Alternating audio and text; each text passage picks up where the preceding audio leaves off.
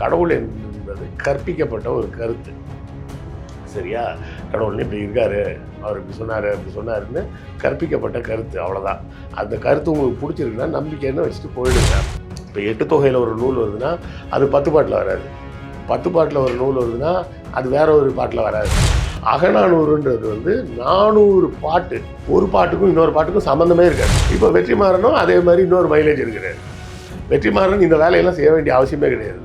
அவர் சும்மா படம் எடுத்தாலே நல்லா ஓடும். இவங்க தமிழ் தேசியம்னா என்னன்னு முதல்ல சொல்லுங்க. இவன் தமிழ் தேசியம்னு எதுவுமே சொல்ல மாட்டாங்க. தமிழ் தேசியம், நீ தமிழ் தேசியத்தை எதுக்குறியா, நீ தெலுங்கு, இவ்வளோதான் இவங்களுக்கு பேச தெரியும். முட்டாள்தனத்தில் பிஹெச்டி வாங்கினவங்க ஜெயிப்பானா? இப்போதான் டிகிரி ஃபர்ஸ்ட் இயர் வந்த நீ ஜெயிப்பியா? முருகன் இல்லாமலே தமிழுக்கு நிறைய பெருமை இருக்குது.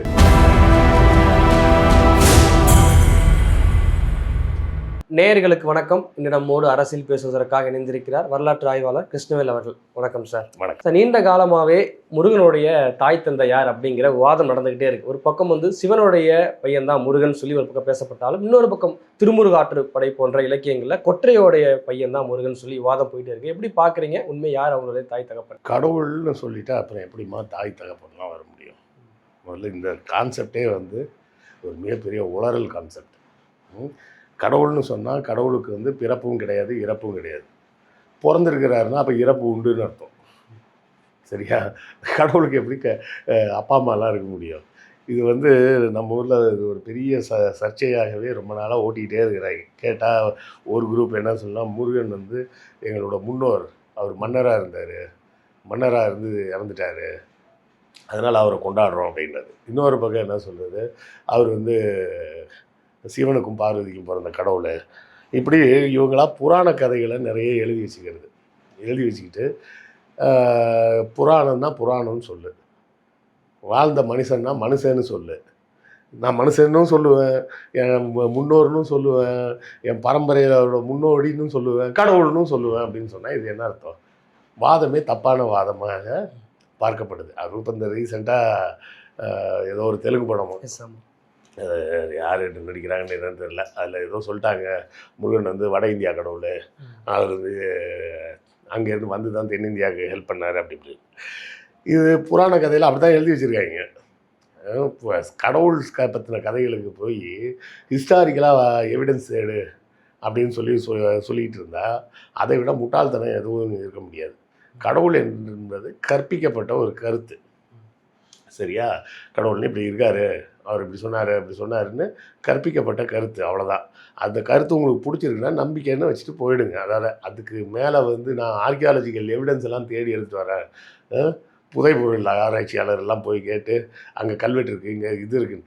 ஏப்பா முருகனை பற்றி இன்றைக்கி தான் அதில் என்ன கல்வெட்டில் இருந்தால் அதில் எனக்கு ஒரு ஆச்சரியமும் கிடையாது. கல்வெட்டில் இருக்கும், ஏன் அன்றைக்கி மட்டும் சாமி கும்பிடலையான்னு? அன்றைக்கும் சாமி கும்பிட்டான், இன்றைக்கும் சாமி கும்பிட்றான். அன்றைக்கி சாமி கும்பிட்டவன் கல்லில் எழுதி வச்சா, இன்றைக்கி சாமி கும்பிட்றவன் ஃபேஸ்புக்கில் எழுதி வைக்கிறான். அவ்வளோதான் வித்தியாசம். குறிஞ்சி நிலத்துக்கான தலைவன் சொல்ல போகிறாரு அப்படிலாம் நம்ம தொல்காப்பியத்தில் சொல்லலாமா?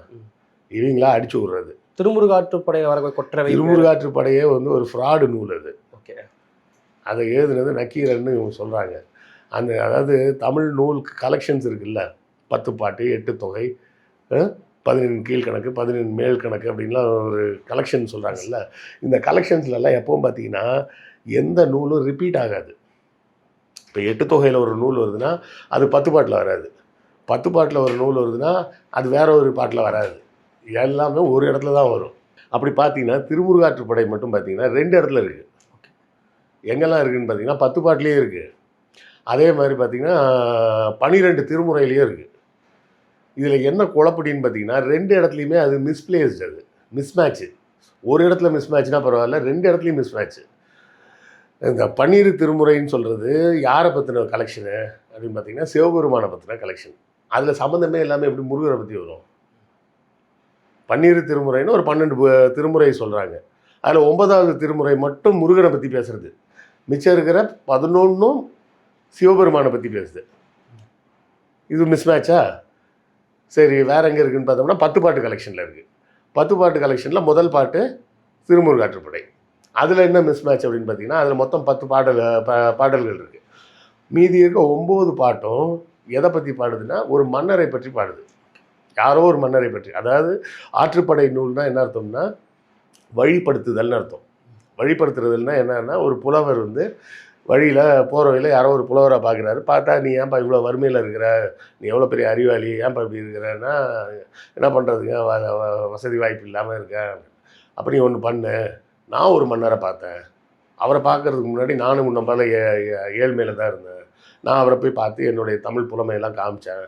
அவர் ரொம்ப மெச்சி எனக்கு யானை, இப்போ குதிரைன்னு பல பரிசுகள்லாம் கொடுத்து, இப்போ நான் செல்வ செழிப்போடு இருக்கேன்.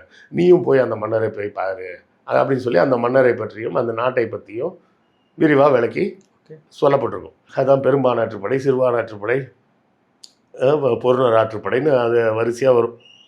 ஒரு 9 பாடல்கள். இதில் திருமுருகாற்றுப்படை மட்டும் எப்படி தனியாக நிற்குதுன்னா, நான் எவ்வளோ பாவியாக இருந்தேன் தெரியுமா, முருகனை போய் பார்த்தேன், முருகனை கும்பிட்டேன், அதுக்கப்புறம் என் பாவம்லாம் நீங்கி என் வாழ்க்கையில் சுபிட்சமாயிட்டேன் அப்படின்னு எழுதியிருக்கோம். மொத்தம் 9 பாட்டு மன்னரை பற்றி, இது ஒன்று மட்டும் முருகரை பற்றி. 12 திருமுறையில் 11 திருமுறையும் சிவபெருமானை பற்றி, இது ஒன்று மட்டும் முருகரை பற்றி. 2 இடத்துலையுமே இது எப்படி நிற்கிதுன்னா, ஆட் மேன் அவுட் அப்படின்னு சொல்லுவாங்க. எல்லாரும் பேண்ட்டு போட்டு வந்திருப்பாங்க, ஒருத்தர் மட்டும் வேஷ்டி கட்டிட்டு வந்திருப்பாரு. இல்லைனா எல்லாரும் வேட்டி கட்டிட்டு வந்திருப்பாங்க, ஒருத்தர் மட்டும் பேண்ட் போட்டு வந்திருப்பாரு அப்படின்னு சொன்னால் ஆட் மேன் அவுட்டுன்னு சொல்லுவாங்கல்ல, தனியாக அவர் மட்டும் தனியாக நிற்கிறார் பாருங்க. அது மாதிரி 2 கலெக்ஷன்லையுமே திருமுருகாற்றுப்படை தனியாக தான் நிற்கிது. அப்போ இது எங்கேயோ சம்மந்தம் இல்லாத ஒரு நூலை எடுத்துக்கொண்டு வந்து இந்த சங்க இலக்கியத்தை தொகுத்தவங்க, இந்த 12 திருமுறை தொகுத்தவங்க உள்ளே சொருவிட்டாங்க. ஆக இந்த பாட்டுக்கும் வரலாறுகள்லாம் சம்மந்தமே கிடையாது. இதில் கொற்றவைக்கு மகன் அப்படின்னு சொல்லிலாம் எங்கேயும் சொல்லலை. அதாவது பாலை நிலத்துக்கு தெய்வமாக தெய்வம்னு கூட இல்லை, தலைவியாக கொற்றவை அப்படின்னு தொல்காப்பியத்தில் சொல்லுது. அதே போல் குறிஞ்சி நிலத்துக்கு தலைவனாக சேயோன் அப்படின்னு சொல்லுது. சேயோனுக்கும் முருகனுக்கும் என்ன சம்பந்தம் இருக்குது? சேய்னா குழந்தைன்னு வச்சுக்கலாம். சேயோனுக்கும் முருகனுக்கும் எந்த சம்மந்தமும் கிடையாது. இவங்களா அந்த சேயோன் தான் முருகன் அப்படின்றாங்க. மருத நிலத்துக்கு முல்லை நிலத்துக்கு மாயோன் அப்படின்னு அதில் சொல்லியிருக்கு. இவங்க மாயோன் தான் மகாவிஷ்ணுன்றாங்க. சீமான் கூட அப்படி தானே சொல்கிறாரு, சேயோன்னா பெருமாள்.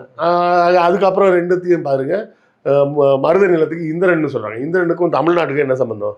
இந்திரன் ஆரியர்களோட கடவுள். அப்புறம் நெய்தல் நிலத்துக்கு வருணன்றாங்க. வருணனும் ஆரியர்களோட கடவுள். அவங்களுக்கும் தமிழுக்கும் என்ன சம்பந்தம்? ஸோ இது எல்லாமே ஏதோ ஒரு பொய் கதையை தான் சொல்லி வச்சுருக்கிறாங்களே தவிர இதில் எதுவுமே உண்மை கிடையாது. இன்னும் சொல்லப்போனால் பழைய தமிழ் இலக்கியங்களாகிய சங்க இலக்கியம்னு இப்போ நம்ம சொல்கிறாங்கல்ல, அந்த சங்கம்ன்ற வார்த்தையை நான் பயன்படுத்த மாட்டேன், பழைய இலக்கியம் தான் சொல்லுவேன். ஏன்றதுக்கு நான் பின்னாடி விளக்கம் சொல்கிறேன். இந்த பழைய இலக்கியங்களில் பூரா பார்த்திங்கன்னா எந்த இலக்கியத்திலும் மக்கள் உருவாக்கிய இலக்கியங்கள் எதுலேயுமே முருகனை பற்றியோ சிவபெருமானை பற்றிலாம் எதுவுமே கிடையாது. அந்த திருமுருகாற்றுப்படை 1 மட்டும்தான் இருக்குது. வேறு எங்கேயுமே சிவனை பற்றியோ முருகனை பற்றியோ அந்த பழைய தமிழ் இலக்கியங்களில் எங்கேயுமே குறிப்புகளே கிடையாது. அப்போ இந்த குறிப்புகளெல்லாம் உருவாக்கி இந்த மாதிரி வேலையை பண்ணி வச்சது யார் அப்படின்னு பார்த்தோம்னா 9ஆம் நூற்றாண்டில் நச்சினார்கினியர்னு ஒருத்தர் தான் இந்த பாடலில் பூரா தொகுக்கிறார். அப்படி தொகுக்கும்போது என்ன பண்ணுறாரு, நிறைய கதைகளை உள்ளே சேர்க்குறாரு. உதாரணத்துக்கு பார்த்திங்கன்னா ஒரு பாட்டு இருக்குது, அது அகநானூரில் 2வது பாட்டுன்னு நினைக்கிறேன், if my memory is right. 2வதோ 3வதோ அந்த பாட்டு நாங்கள்லாம் சினிமாவில் பார்த்துருக்கோம். சிவாஜி படத்தில் ஒன்று திருவிளையாடலில் வரும். கொங்குதேர் வாழ்க்கையை அஞ்சிரை தும்பி காமம் செப்பாது கண்டது மொழிவோம் மயிலியது பயிலிய கேட்பின் நீ அறியும் உழவோ நீ அறியும் பூவே அப்படின்ற மாதிரி அந்த பாட்டு போகும். அந்த பாட்டில் என்ன சொல்லியிருக்குன்னா வேறு ஒன்றும் சொல்லலை. பூக்களுக்கு பூக்கள் தாவி மகரந்தங்களை சேர்த்து தேனை தேட எடுக்கும் வண்டே, நீ பார்த்த பூக்களில் ஏதாவது ஒரு பூவுக்கு இந்த பெண்ணின் கூந்தலில் வரக்கூடிய நறுமணத்துக்கு சமமான மனத்தை வாசனையை நீ பார்த்திருக்கிறாயா? அவ்வளோதான் அந்த பாட்டு. 4 வரி பாட்டு, 16 வார்த்தை. மொத்தமே எத்தனை வார்த்தை? ஒரு லைனுக்கு 4 வார்த்தை, 4 லைனு 16 வார்த்தை தான் அந்த பாட்டு. அதுக்கு சாமிநாத ஐயர் விளக்கம் எழுதியிருக்காரு. என்ன விளக்கம் எழுதியிருக்காரு? செண்பக பாண்டியன்னு ஒரு பாண்டிய மன்னர் இருந்தார். அவருக்கு அவர் பொண்டாட்டி கூந்தல்லேருந்து வர்ற வாசனை உண்மையா இல்லையான்னு சந்தேகம் வந்துச்சு. அதுக்காக அவர் பரிசு அறிவித்தார். அந்த பரிசை கேட்டு அந்த கோயில் பூசாரி நமக்கு அந்த பரிசு கிடைச்சா நல்லா இருக்குமேனு ஆசைப்பட்டார். உடனே மறுநாள் பார்த்தா அவர் கோயில் திறக்கும்போது உள்ளே ஒரு ஓலைச்சுவடி இருந்தது. அந்த ஓலை கொடுத்தாதா அப்படின்னு போய் இவர் போய் வாசிச்சார். அப்புறம் நக்கீரன் வந்து அதில் குற்றம் கண்டுபிடிச்சார். உடனே சிவபெருமான் நேராக வந்துட்டார். டேய் மொத்தமே 16 வார்த்தை தான் இருக்குது. இந்த 16 வார்த்தையில் சிவபெருமான்ற வார்த்தை இல்லை, பாண்டியன்ற வார்த்தை இல்லை, நக்கீரன் வார்த்தை இல்லை. இந்த கதையெல்லாம் எங்கேருந்துடா நீங்கள் பிடிச்சிங்க? அப்போ யோசிச்சு பாருங்க, அந்த 4 வரி பாட்டு தான். அதுக்கு முன்னாடி இருக்க பாட்டெலாம் வேறு, பின்னாடி இருக்க பாட்டும் வேறு. சார் அந்த பாட்டு 4 வரினாலும் அதுக்கு முன்னாடி அந்த கதையை சொல்லியிருக்கலாம்ல சார் அப்படின்னு சில பேர் கேட்பாங்க. அகநானூறுன்றது வந்து 400 பாட்டு. ஒரு பாட்டுக்கும் இன்னொரு பாட்டுக்கும் சம்மந்தமே இருக்காது. ஒவ்வொரு பாட்டும் யாரோ ஒவ்வொரு தனித்தனி புலவரால் எழுதப்பட்ட பாட்டு. 3வது பாட்டு எழுதின புலவருக்கும் 4வது பாட்டு புலவருக்கும் சம்மந்தம் கிடையாது. 4வது பாட்டு புலவருக்கும் 400வது பாட்டு புலவருக்கும் சம்மந்தம் கிடையாது. இந்த 400 பாட்டுமே 400 வேறு வேறு புலவர்களால் எழுதப்பட்டது. அப்புறம் அந்த 4 வரி பாட்டில் எப்படி இந்த கதை வந்தது? இவங்களா உள்ளே சேர்த்துக்கிட்டது. நான் ஏன் இந்த சங்க பாடல்னு சொல்லக்கூடாதுன்னு சொல்கிறேன் அப்படின்னு கேட்டிங்கன்னா, இந்த நச்சினார்க்கினியர் தான் கதை எழுதி வச்சார். என்னன்னா இப்போ முன்னாடி தென்மதுரைன்னு ஒன்று இருந்தது. அங்கே வந்து முதல் சங்கம் இருந்தது. அதில் இத்தனை 1000 புலவர்கள் இருந்தாங்க. அங்கே வந்து பார்த்தீங்கன்னா ஒரு புலவர் வந்து தகுதியானவரா இல்லையா அப்படிங்கிறது எப்படி தெரியும்னா, சங்க பலகைன்னு ஒன்று இருக்கும். அதில் போய் ஒரு புலவர் உட்கார்ந்தாருன்னா அந்த பலகை நீண்டுக்கும். அடுத்த ஆள் உட்காரலாம். உட்கார்ந்தோடனே அது மறுபடியும் நீண்டுக்கும். அப்படி அது வெளியே நீட்டிக்காமல் இருந்ததுன்னா அந்த புலவருக்கு தகுதி இல்லை அப்படின்னு சொல்லிட்டு அவர் எந்திரிச்சு வெளியே போயிடணும். தகுதியானவங்க உட்காந்துக்கிட்டே இருக்க இன்னொரு சீட்டு வந்து எக்ஸ்ட்ரா உருவாக்கி கொடுக்கும். அந்த முதல் சங்கத்தை நடத்தினவர் சிவபெருமான். அவர்கிட்ட தமிழ் படித்தவர் அகத்தியர் தான். தமிழ் படித்து தமிழில் இலக்கியம் சொன்னார். சிவபெருமான் உடுக்கை வச்சு அடித்தார். அங்கே அடித்தோடனே முதல்ல சமஸ்கிருதம் வந்தது, 2வது தமிழ் வந்தது. ஒரு குறிப்பிட்ட பகுதியில் எப்படி 2 மொழி உருவாகும்? ஒரு குறிப்பிட்ட இடத்துல வேற ஒருத்தர் வந்தாருன்னா தான் இன்னொரு மொழி உருவாகும். ஒரு இடத்துல ஒரு குறிப்பிட்ட குரூப் ஆஃப் மக்கள் இருக்கும்போது அங்கேயே எப்படி 2 மொழி ஒரே நேரத்தில் உருவாகும்? சமஸ்கிருதமும் உருவாச்சு, தமிழும் உருவாச்சுன்னு எப்படி உருவாக முடியும்? அது பூரா பேய் கதை. இது புரியுதா? இதை சொல்லி தான் அந்த முதல் சங்கம் இருந்தது, அது கடலில் முங்கிருச்சு. அப்புறம் கபாடபுரம்னு இன்னொரு ஊருக்கு அங்கேருந்து வந்தாங்க, அங்கே 2வது சங்கம் இருந்துச்சு, அதுவும் கடலில் முங்கிருச்சு. அப்புறம் தான் இப்போ இருக்கிற மதுரைக்கு வந்தாங்க அப்படின்னு சொல்லுவாங்க. இதில் வேறு சில லூசுங்கெல்லாம் இருக்கிறாங்க, அவங்களுக்கு தெரியாமே சொல்லுவாங்க அது தென்மதுரை அப்படிம்பாங்க. எது இப்போ இருக்கிற மதுரையை சொல்லும்போது தென்மதுரைன்னு சொல்லுவாங்க.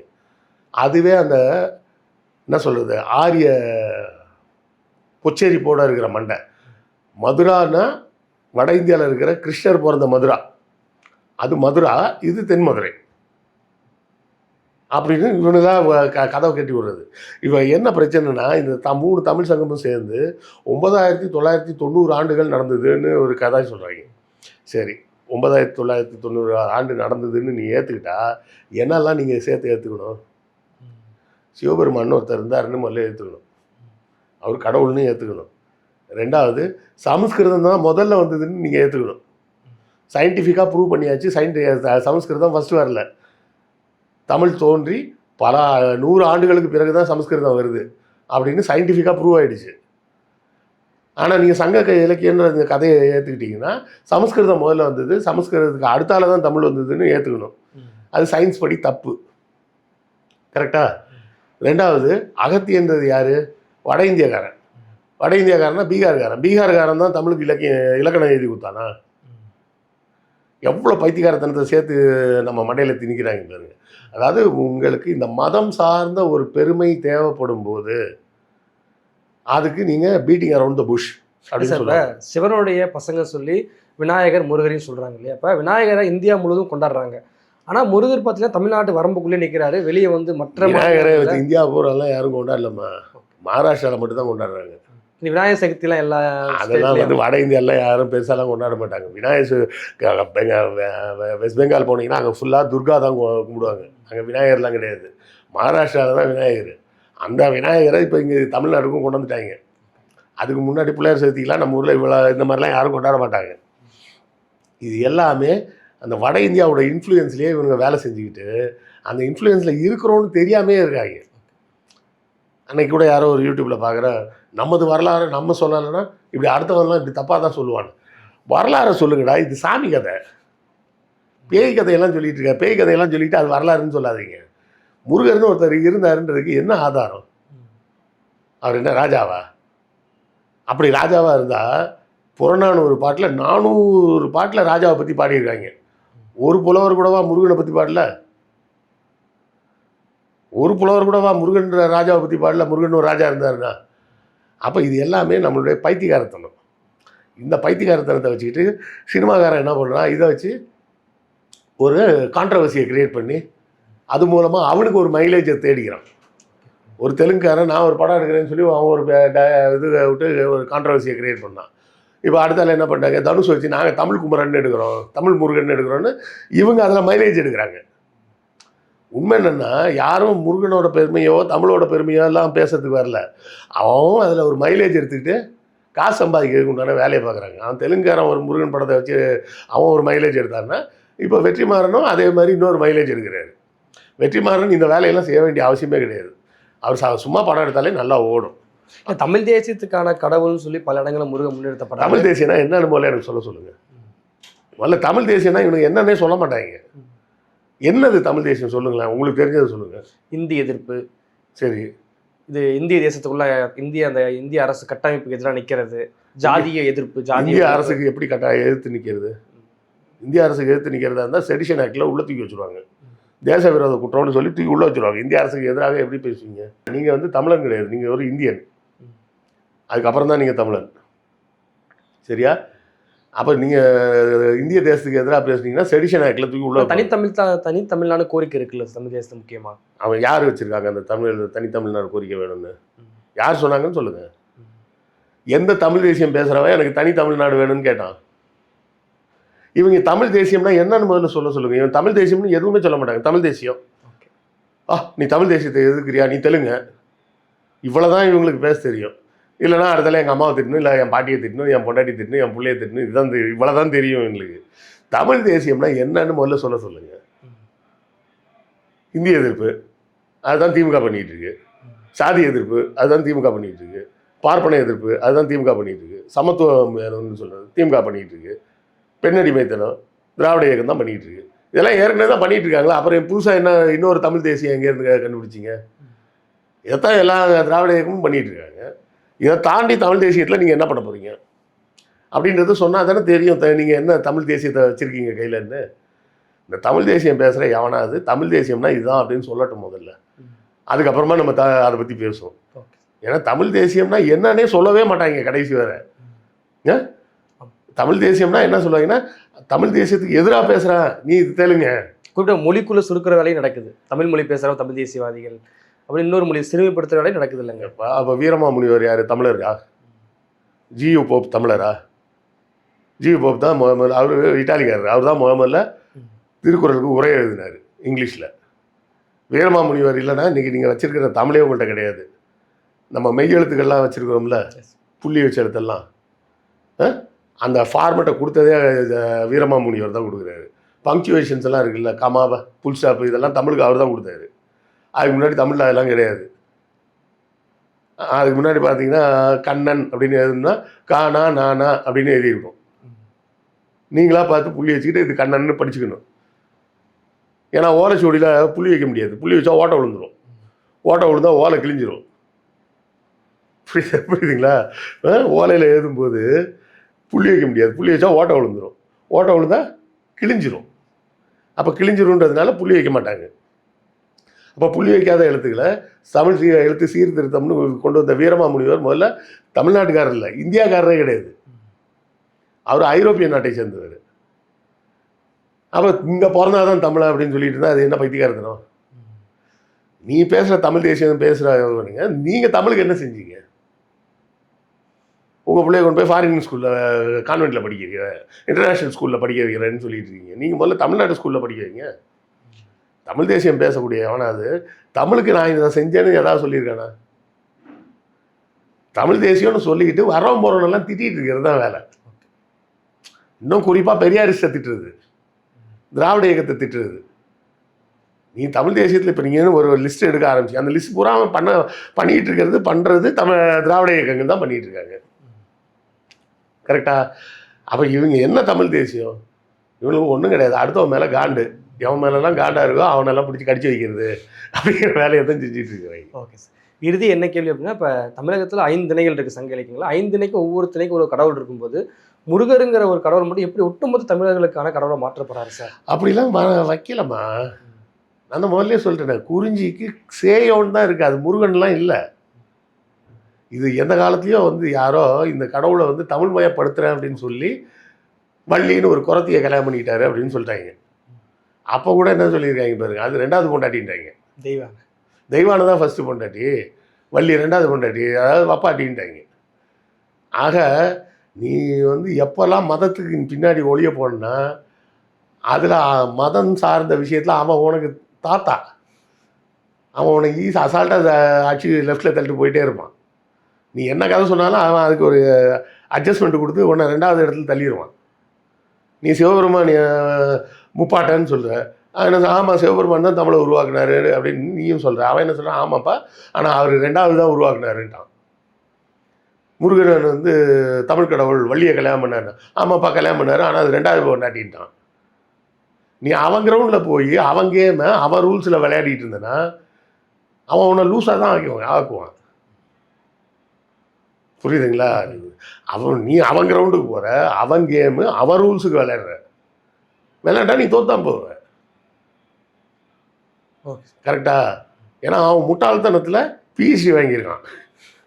நீ போய் அவனுக்கு ஈக்குவலாக நானும் ஒரு கதை சொல்லட்டுமா அப்படின்னு சொன்னால் அவன் பிஹெச்டி வாங்கியிருக்கான். நீ இப்போ தான் முட்டாள்தனத்தில் டிகிரியே வாங்கிட்டு இருக்க.